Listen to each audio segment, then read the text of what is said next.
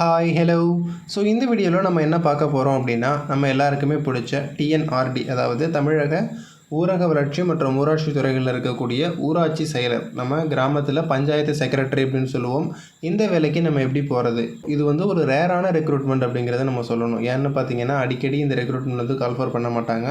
முக்கியமாக பார்த்தீங்கன்னா, காம்படிஷன் ரொம்ப அதிகமாக இருக்கும் இந்த வேகன்சிக்கு. என்ன காரணம் அப்படின்னா, நம்மளுடைய சொந்த ஊரில் நம்ம ஒர்க் பண்ணுறதுக்கான பாசிபிலிட்டி ரொம்ப ரொம்ப அதிகம். ஏன்னா நம்மளுடைய சொந்த பஞ்சாயத்திலே பார்த்தீங்கன்னா நம்ம வந்து ஒர்க் பண்ண முடியும். ஸோ ஒரு 5 வருஷத்துக்கு முன்னாடிலாம் பார்த்தோன்னா இந்த போஸ்டிங் வந்து ஒரு பகுதி நேர ஊழியராக தான் இருந்தது. சம்பளமும் ரொம்ப கம்மியாக இருந்தது. அதற்கு அப்புறமா பார்த்தீங்கன்னா, தமிழ்நாடு அரசாங்கம் ஒரு ஜிஓ போட்டு ஒரு அரசாணை வெளியிட்டு இந்த போஸ்டிங் வந்து ஃபுல் டைம் பர்மனன்ட் ஜாபாக மாற்றினாங்க. நம்ம இப்போ குரூப் 4ல் செலக்ட் ஆனோம் அப்படின்னா, ஜூனியர் அசிஸ்டன்ட் கேட்டகரியில் தான் வந்து நம்மளை வந்து அப்பாயின்மெண்ட் பண்ணுவாங்க. சேம் அதே கேட்டகரியில் எக்ஸாம் இல்லாமல் டைரெக்டாகவே இவங்க வந்து அப்பாயின்மெண்ட் பண்ணுறாங்க. அதுவும் குவாலிஃபிகேஷன் பார்த்திங்கன்னா வெறும் 10வது மட்டும்தான். ஓகேங்களா, நம்ம 10வது படிச்சிருந்தாலே போதும், நம்ம அப்ளை பண்ணிக்கலாம். ஸோ இதற்கான குவாலிஃபிகேஷன், நம்ம எப்படி இந்த வேலைக்கு போகணும், ஏஜ் லிமிட் என்ன, சம்பளம் எவ்வளவு கிடைக்கும், ஸோ அடுத்ததான் இந்த வேகன்சி எப்போ கால்ஃபர் பண்ணுவாங்க, இதெல்லாம் தான் நம்ம இந்த வீடியோவில் பார்க்க போகிறோம். இப்போ தான் நம்ம சேனலுக்கு நீங்கள் ஃபர்ஸ்ட் டைம் வரீங்க அப்படின்னா மறக்காமல் சப்ஸ்கிரைப் பண்ணிவிட்டு வீடியோவை பாருங்கள். இப்போ நம்ம வீடியோக்குள்ளே போகலாம். இப்போ நீங்கள் பார்த்துட்ருக்கிற அப்ளிகேஷன் ஃபார்ம் பார்த்தீங்கன்னா, லாஸ்ட்டாக கால்ஃபர் பண்ண அப்ளிகேஷன் ஃபார்ம். அதாவது இந்த கிராம ஊராட்சி செயலர் பார்த்தீங்கன்னா, கடைசியாக எப்போ கால்ஃபர் பண்ணாங்க அப்படின்னா 2019, அதாவது கொரோனாவுக்கு முன்னாடி தான் பார்த்தீங்கன்னா லாஸ்ட்டாக இந்த நோட்டிஃபிகேஷன் விட்டுருந்தாங்க. நிறைய மாவட்டத்துக்கு கொடுத்துருந்தாங்க. ஃபர்ஸ்ட்டு இந்த வேகண்ட்டை பார்த்தீங்கன்னா டிஸ்ட்ரிக்ட் வைஸாக தான் வந்து நமக்கு வந்து ரிலீஸ் பண்ணுவாங்க. ஒவ்வொரு மாவட்டத்துலேயும் பஞ்சாயத்துகள் இருக்கும். அந்த பஞ்சாயத்து, அதாவது யூனியன் கண்ட்ரோலில் பார்த்தீங்கன்னா பஞ்சாயத்து இருக்கும். ஸோ அந்த பஞ்சாயத்துகளில் வேகன்சிஸ் வரும்போது நமக்கான நோட்டிஃபிகேஷன் தெரியும். டிஸ்ட்ரிக்ட் வைஸாக தான் இது வந்து வெளியிடுவாங்க. ஓவராலாக தமிழ்நாடு முழுவதும் வெளியிடுறது அந்த மாதிரிலாம் கிடையாது. டிஸ்ட்ரிக்ட் வைஸாக மட்டும்தான் இந்த வேகன்சிஸ் வந்து நமக்கு வந்து தெரியும். இது வந்து லாஸ்ட் டைமாக விருதுநகர் மாவட்டத்துக்கு கால்ஃபர் பண்ண அந்த நோட்டிஃபிகேஷனுக்கான ஒரு அப்ளிகேஷன் ஃபார்ம் தான் நம்ம பார்க்குறோம். ஸோ ஃபஸ்ட்டு அப்ளிகேஷன் ஃபார்மில் அவங்க என்னென்ன கேட்டிருக்காங்க அப்படிங்கிறத நம்ம வந்து பார்க்கணும். நம்மளுடைய பேசிக் டீட்டெயில்ஸ் தான் ஃபஸ்ட்டு அவங்க வந்து கேட்டிருக்காங்க. என்னென்னா நம்மளுடைய பெயர், பாலினம், நம்ம வந்து அந்த சொந்த ஊராட்சியில் வசிக்கிறோமா இல்லையா. ஏன்னா இந்த டிஎன்ஆர்டியை பொறுத்த வரைக்கும் நம்ம வந்து அந்த பஞ்சாயத்தில் வந்து நம்ம வசிக்கணும். கண்டிப்பாக பார்த்திங்கன்னா சொந்த பஞ்சாயத்தில் நம்ம வசித்தா மட்டும்தான் அப்ளை பண்ண முடியும். அப்படி இல்லைன்னா அந்த யூனியன்லேயாவது நம்ம வந்து இருக்கணும். இப்போ நாகப்பட்டினத்தை பொறுத்த வரைக்கும் தலைஞாயிறு யூனியன், கீழையூர் யூனியன், இந்த மாதிரி நிறைய யூனியன்ஸ் இருக்கும். அந்த பர்டிகுலர் யூனியனில் நம்ம வந்து வசிக்கிறோமா, இதுதான் பார்த்திங்கன்னா அவங்க பார்ப்பாங்க. கண்டிப்பாக நம்ம அந்த யூனியனில் வசித்தா மட்டும்தான் நம்ம வந்து அப்ளைவும் பண்ண முடியும். அடுத்தது நம்மளுடைய நிலையான முகவரி, இதெல்லாம் கேட்டிருக்காங்க. ஓகேங்களா. ஸோ எல்லாமே ரொம்ப பேசிக்காக நம்மக்கிட்ட சர்டிஃபிகேட் என்னென்ன இருக்கோ அதை மட்டும்தான் அவங்க வந்து கேட்டிருக்காங்க. நம்ம எக்ஸ்ட்ராவாக நம்ம வந்து எந்த சர்டிஃபிகேட்டுமே எடுக்கணும் அப்படிங்கிறதெல்லாம் அவசியமே கிடையாது. இந்த இடத்துல பாருங்கள், இந்த 14வது காலம் வேலை வாய்ப்பு பதிவு விவரம் நம்ம எல்லாருக்குமே தெரிஞ்சிருக்கும். எம்ப்ளாய்மெண்ட் டீட்டெயில்ஸ் பார்த்திங்கன்னா இந்த ரூரல் டெவலப்மெண்ட்டுக்கு கண்டிப்பாக அவங்க வந்து கேட்குறாங்க. இதுதான் வந்து நம்ம வந்து நோட் பண்ணிக்கணும். என்ன அப்படின்னா, நம்மக்கிட்ட எம்ப்ளாய்மெண்ட் ஐடி இருக்கா, அது வந்து ரெனியூவலில் இருக்கா. இது வந்து டைரக்ட் ரெக்ரூட்மெண்ட்டாக எடுக்கிறதுனால பார்த்திங்கன்னா எம்ப்ளாய்மெண்ட் சீனியாரிட்டி இருந்தது அப்படின்னா உங்களுக்கு வந்து கிரேஸ் மார்க்ஸ் நிறைய கிடைக்கிறதுக்கான சான்சஸ் இருக்குது. ஓகேங்களா.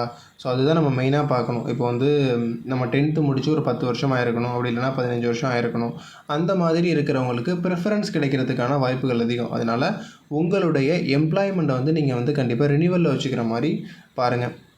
இல்லை ப்ரோ, என்னோடய எம்ப்ளாய்மெண்ட் ரினியூவல் வந்து கட் ஆகிடுச்சு, நான் லாஸ்ட்டாக ஒரு 2-3 வருஷமாக எம்ப்ளாய்மெண்ட் வந்து ரினியூ பண்ணவே இல்லை, நான் என்ன பண்ணுறது அப்படின்னு நிறைய பேர் கேட்பீங்க. கண்டிப்பாக உங்களுக்கான கிரேஸ் சான்ஸ் கொடுப்பாங்க. ஒரு லாஸ்ட்டாக ஒரு 4 வருஷம் 5 வருஷத்தில் எம்ப்ளாய்மெண்ட் வந்து கட் ஆனவங்களுக்கு திரும்ப வந்து நீங்கள் பண்ணிக்கிறதுக்கு ஒரு கிரேஸ் சான்ஸ் வரும். நம்ம சேனலை தொடர்ந்து ஃபாலோ பண்ணிகிட்ருங்க. அந்த கிரேஸ் சான்ஸ் வரும்போது கண்டிப்பாக நான் அப்டேட் பண்ணுறேன். நீங்கள் எல்லாருமே ஈஸியாக வந்து அப்ளை பண்ணிக்கலாம். ஓகேங்களா. ஸோ அதோட ரிஜிஸ்டர் நம்பரு, நம்ம வந்து என்றைக்கு ரிஜிஸ்டர் பண்ணணும் அப்படிங்கிற டேட்டு நம்மளோட எம்ப்ளாய்மெண்ட் ஐடியிலே ஃபஸ்ட்லேயே பார்த்திங்கன்னா அது வந்து மென்ஷன் பண்ணியிருப்பாங்க. எல்லாருக்குமே 10th எப்போ கம்ப்ளீட் பண்ணமோ அப்போ தான் பார்த்திங்கன்னா எம்ப்ளாய்மெண்ட் ஃபஸ்ட்டாக வந்து ரிஜிஸ்டர் பண்ணியிருப்பாங்க. ஸோ அதனால் அந்த டேட்டை வந்து நம்ம இதில் மென்ஷன் பண்ணுற மாதிரி இருக்கும். எப்போ ரினியூவல் பண்ணணும், உங்களுக்கு மேலே பார்த்திங்கன்னா ரைட் கார்னரில் ரினியூவலும் இருக்கும். ஸோ அதை கூட நீங்கள் பார்த்து எழுதிக்கலாம். அவ்வளோதான். மற்றபடி நம்மக்கிட்ட வேறு எந்த எக்ஸ்ட்ராவான சர்டிஃபிகேட் எதுவுமே இந்த ரெக்ரூட்மெண்ட் பொறுத்த வரைக்கும் அவங்க வந்து கேட்கல.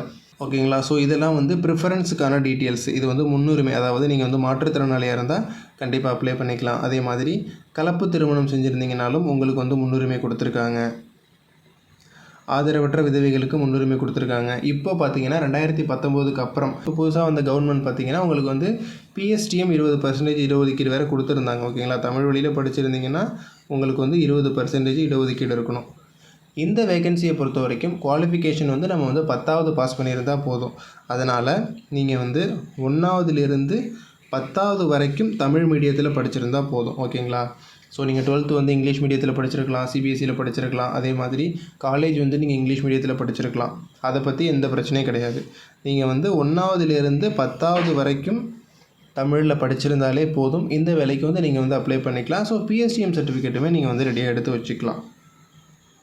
ஓகே, ஏஜ் லிமிட் என்ன ப்ரோ அப்படின்னா, பொது பிரிவினர் 18 வயதிலிருந்து 30 வயதுக்குள்ளே இருக்கிறவங்க அப்ளை பண்ணலாம் அப்படிங்கிறத சொல்லியிருக்காங்க. இது வந்து பொது பிரிவினர், ஜென்ரல் கேட்டகரியில் இருக்கிறவங்க.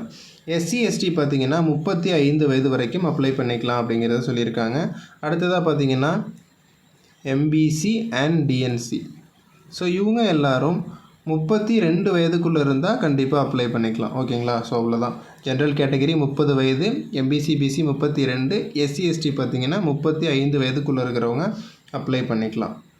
குவாலிஃபிகேஷன் உங்களுக்கு ஏற்கனவே சொல்லியிருக்கேன். வெறும் 10th தான் நம்மளுடைய குவாலிஃபிகேஷன். 10வது பாஸ் பண்ணியிருந்தாலே போதும். கண்டிப்பாக நம்ம வந்து அப்ளை பண்ணிக்கலாம். அடுத்ததாக பார்த்தோன்னா சேலரி.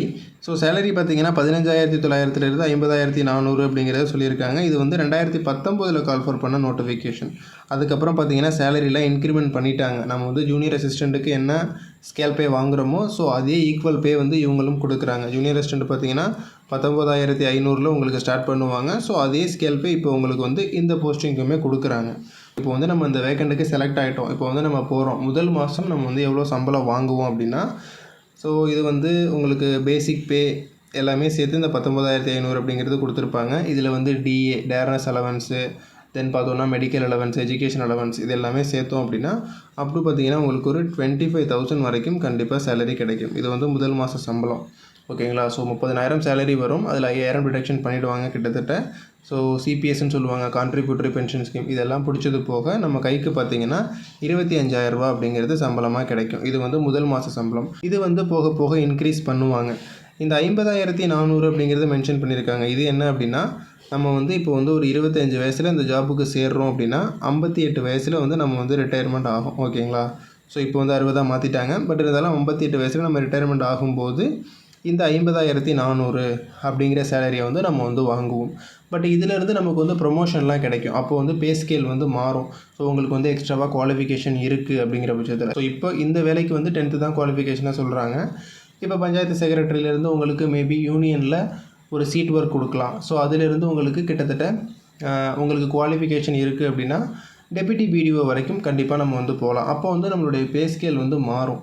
ஸோ அப்படி மாறுற பட்சத்தில் இந்த 50,400 அப்படிங்கிறது 90,000 95,000 ஸோ அந்த பே ஸ்கேல் போகிறதுக்கு கூட சான்சஸ் இருக்குது.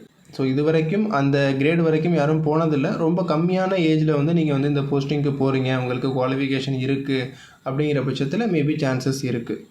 இந்த வேலை வரும்போது நம்ம எப்படி ப்ரோ தெரிஞ்சுக்கிறது, நம்ம எப்படி அப்ளை பண்ணுறது அப்படின்னா, 2019 நோட்டிஃபிகேஷன் எல்லாமே ஆஃப்லைனில் அப்ளை பண்ணுற மாதிரி தான் கொடுத்துருக்காங்க. ஓகேங்களா? ஸோ நம்ம வந்து போஸ்டரில் அப்ளை பண்ணணும். இந்த அப்ளிகேஷன் ஃபார்மை வந்து நம்ம ஃபில்லப் பண்ணி நம்மளுடைய குவாலிஃபிகேஷன் சர்டிஃபிகேட் எல்லாமே நம்ம அட்டாச் பண்ணி சென்ட் பண்ணுற மாதிரி கொடுத்துருந்தாங்க. பட் இப்போது பார்த்திங்கன்னா 2024 இப்போ வந்து கண்டிப்பாக இது வந்து ஆன்லைன் அப்ளிகேஷனாக தான் வரும். நம்ம இப்போ வந்து அங்காடி, அதாவது கூட்டுறவு சங்கங்களில் வந்து நம்ம நியாய விலை கடை சேல்ஸ்மேனு, பேக்கர் இதுக்கெல்லாம் அப்ளை பண்ணோம் பார்த்திங்களா ஆன்லைனில், சேம் அதே ப்ரொசீஜரில் இப்போ வந்து ஆன்லைனில் வர்றதுக்கான பாசிபிலிட்டி அதிகம். ஸோ இது வந்து என்னோடய சஜஷன் தான். ஸோ என்னோடய கெஸ்ஸிங் தான் இது. கண்டிப்பாக ஆஃப்லைனில் இனிமேல் வந்து இந்த போஸ்டிங்க்கு அப்ளை பண்ணுற மாதிரி கொடுக்க மாட்டாங்க. ஆன்லைனில் வந்து நம்ம அப்ளை பண்ணுற மாதிரி இருக்கும். ஸோ இன்கேஸ் ஆன்லைனில் வரும்போது நீங்கள் எப்படி அப்ளை பண்ணணும் அப்படிங்கிற அப்ளை வீடியோ கண்டிப்பாக நான் மேக் பண்ணி போடுறேன். நம்ம சேனலை தொடர்ந்து ஃபாலோ பண்ணிட்டுருங்க.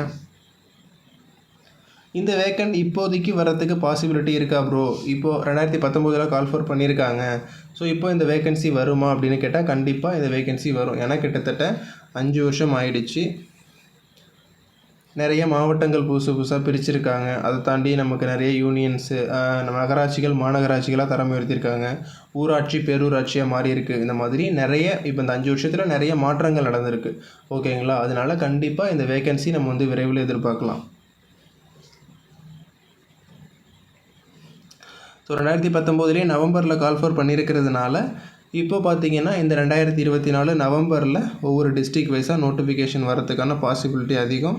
So stay tuned. நம்ம சேனலை தொடர்ந்து ஃபாலோ பண்ணிகிட்ருக்கேன். கண்டிப்பாக நான் அப்டேட் பண்ணுறேன்.